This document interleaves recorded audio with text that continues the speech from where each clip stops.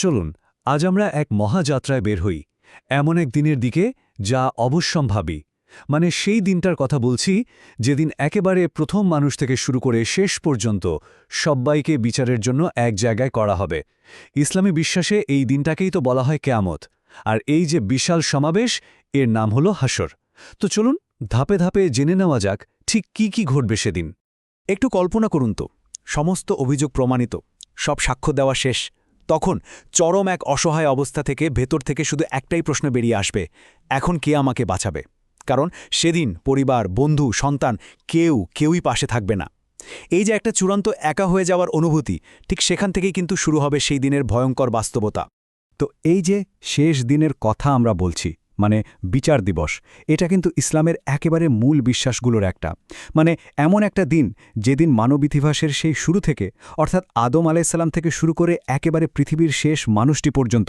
সবাইকে এক বিশাল ময়দানে জড়ো করা হবে বিচারের জন্য এই যে বিশাল সমাবেশ আরবিতে একেই বলা হচ্ছে হাসর এর সহজ অর্থ হল একত্রিত হওয়া বা জমায়েত আর মজার ব্যাপার হল সেদিন কিন্তু শুধু মানুষই থাকবে না জিন জাতি এমনকি সমস্ত পশু পাখি জীবজন্তু সবাইকে তাদের কর্মফল দেওয়ার জন্য নিয়ে আসা হবে একবার ভাবুন তো কোটি কোটি সৃষ্টি সব এক বিশাল প্রান্তরে কিন্তু এই মহাসমাবেশ মানে হাসরের ময়দান কায়েম হওয়ার আগে কিন্তু একটা ঘটনা ঘটবে আমাদের এই যে চেনা পৃথিবী এই পৃথিবীর সাক্ষী হবে এক ভয়ঙ্কর ধ্বংসযজ্ঞের আর সেই মহাধ্বংস শুরু হওয়ার আগেও বেশ কিছু বড় বড় চিহ্ন বা নিদর্শন প্রকাশ পাবে যেগুলো একেবারে নিশ্চিত করে দেবে যে শেষ দিন চলে এসেছে হাদিসে কিয়ামতের এরকম 10টা বড় নিদর্শনের কথা বলা হয়েছে যেমন ধরুন দাজ্জালের আগমন ইয়াজুজ আর মাজুজের সেই ভয়ঙ্কর উত্থান দাব্বাতুল আর্দ নামে এক অদ্ভুত প্রাণীর আবির্ভাব এমনকি সূর্য পশ্চিম দিক থেকে উঠবে ঈসা আলাইসাল্লাম আবার পৃথিবীতে ফিরে আসবেন আরবের বুকে ছড়িয়ে পড়বে এক বিশাল আগুন আর সেই সাথে পূর্ব পশ্চিম এবং আরব উপদ্বীপে ঘটবে 3টা ভয়ঙ্কর ভূমিধস যখনই এই চিহ্নগুলো এক এক করে পূর্ণ হয়ে যাবে ঠিক তারপরেই শুরু হবে সেই মহাপ্রলয় আমাদের এই পৃথিবী এই চেনা মহাবিশ্ব সবকিছু এক মুহূর্তে একেবারে ধ্বংস হয়ে যাবে আর বদলে গিয়ে সম্পূর্ণ নতুন এক রূপ নেবে এই যে পরিবর্তনের কথা বলা হচ্ছে এর বিশালতা বোঝাতে পবিত্র কোরআনেও বলা হয়েছে যেদিন এই পৃথিবী পরিবর্তিত হয়ে অন্য পৃথিবীতে পরিণত হবে মানে এই রূপান্তরটা যে ঠিক কেমন হবে তা আমাদের জাগতিক কল্পনা দিয়ে ভাবাটাও কঠিন একবার চিন্তা করুন বিশাল বিশাল পাহাড়গুলো সব তুলোর মতো উড়তে শুরু করবে উত্তাল সমুদ্রের পানি টকবক করে ফুটবে আর তারপর একসময় সব শুকিয়ে যাবে আমাদের মাথার উপরের আকাশটা ছিঁড়ে টুকরো টুকরো হয়ে যাবে আর কোটি কোটি তারা আলো হারিয়ে ঝরে পড়বে এমনকি ভাবা যায় সবচেয়ে পবিত্র জায়গা কাবা ঘর সেটাও এক আবিস্মরণীয় ব্যক্তির হাতে ধ্বংস হয়ে যাবে এই মহাধ্বংসের পর নেমে আসবে এক নিস্তব্ধতা এরপর ফেরেশতা ইসরাফিল আলাইহিসসালাম তার শিঙ্গায় দ্বিতীয়বার ফু দেবেন আর সেই ফু দেওয়ার সাথে সাথেই কবর থেকে সমস্ত মৃত মানুষ আবার জীবন ফিরে পাবে সবাই তখন দিকবিদিক জ্ঞানশূন্য হয়ে ছুটতে থাকবে হাসরের ময়দানের দিকে কিন্তু এই অপেক্ষাটা যে কত লম্বা হবে তা কি আমরা ভাবতে পারি 50,000 বছর একটা দিনের দৈর্ঘ্য হবে 50,000 বছরের সমান এক অসম্ভব দীর্ঘ ক্লান্তিকর অসহ্য অপেক্ষা প্রত্যেকে শুধু দাঁড়িয়ে থাকবে নিজের চূড়ান্ত বিচারের জন্য পরিস্থিতিটা আরও ভয়াবহ হবে কারণ সেদিন সূর্যটা থাকবে মাথার ঠিক 1 মাইল উপরে মানুষ থাকবে খালি পায়ে শরীরে কোনো পোশাক থাকবে না প্রচণ্ড গরমে সবার শরীর থেকে ঘাম ঝরতে থাকবে সেই ঘামে কেউ ডুববে গোড়ালি পর্যন্ত কেউ কোমর পর্যন্ত আবার কারো কারো ঘাম নাক পর্যন্ত পৌঁছে যাবে তবে এই ভয়ঙ্কর পরিস্থিতির মধ্যেও একটা আশার আলো আছে 7 ধরনের মানুষ সেদিন আল্লাহর আরশের বিশেষ ছায়ার নিচে আশ্রয় পাবে কারা তারা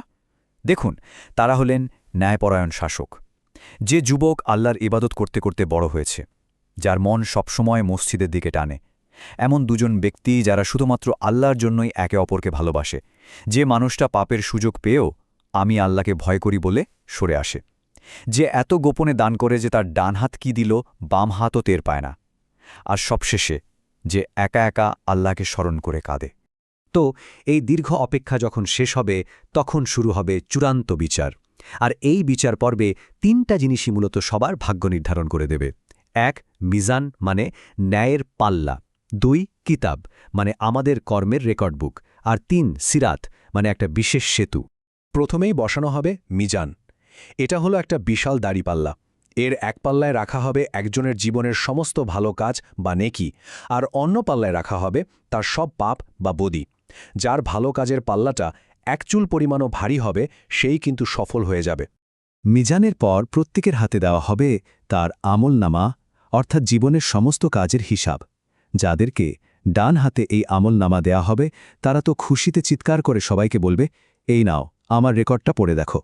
আর অন্যদিকে যাদেরকে বাম হাতে বা পিঠের পেছন দিক থেকে এটা দেওয়া হবে তাদের হতাশা আর আফসোসের কোনো সীমা থাকবে না। আর একদম শেষে প্রত্যেককে পার হতে হবে জাহান্নামের উপর বানানো একটা সেতু, এর নাম হল সিরাত। বলা হয়েছে এই সেতুটা চুলের চেয়েও চিকন আর তরবারির ধারের চেয়েও বেশি ধারালো। দুনিয়াতে যার কাজ যেমন ছিল সে সেই অনুযায়ী এই সেতু পার হবে। কেউ হয়তো বিদ্যুতের গতিতে, কেউ বাতাসের বেগে, কেউ হেঁটে, আবার কেউ হয়তো হামাগুড়ি দিয়ে, আর অনেকেই পা ফসকে সোজা নিচে পড়ে যাবে, অর্থাৎ জাহান্নামে। একটা পর্যায়ে মানুষের কষ্ট আর অপেক্ষা যখন সহ্যের বাইরে চলে যাবে, তখন তারা সুপারিশের জন্য নবীদের কাছে দৌড়াতে শুরু করবে।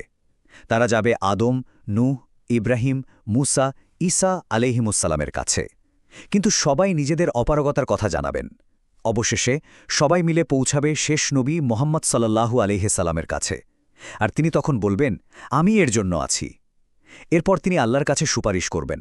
যাকে শাফায়েত বলা হয়। এই শাফায়েতের ফলে বিচারকাজ দ্রুত শুরু হবে,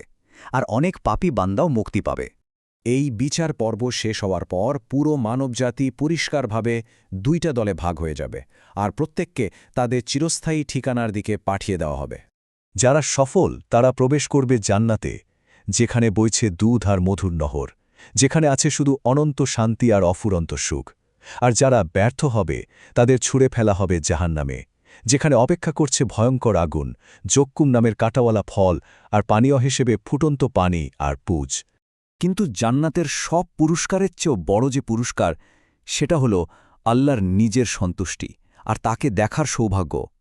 আল্লাহ জান্নাতবাসীদের বলবেন, আজ থেকে আমি তোমাদের উপর আমার সন্তুষ্টি দিয়ে দিলাম, এরপর আর কোনোদিনও তোমাদের উপর অসন্তুষ্ট হব না। দেখুন, এই যে হাসরের ময়দানের কথা আমরা জানলাম, এটা শুধু ভবিষ্যতের কোনো ঘটনা নয়, এটা আসলে আমাদের বর্তমান জীবনের জন্য একটা বিরাট অনুস্মারক বা রিমাইন্ডার। সেদিন কোনো টাকা পয়সা, কোনো আত্মীয় স্বজন কিছুই কাজে আসবে না। কথা বলবে শুধু আমাদের নিজেদের কাজ। তাই শেষ প্রশ্নটা এটাই থেকে যায়, সেই মহান বিচার দিবসের জন্য আমাদের প্রস্তুতিটা কেমন?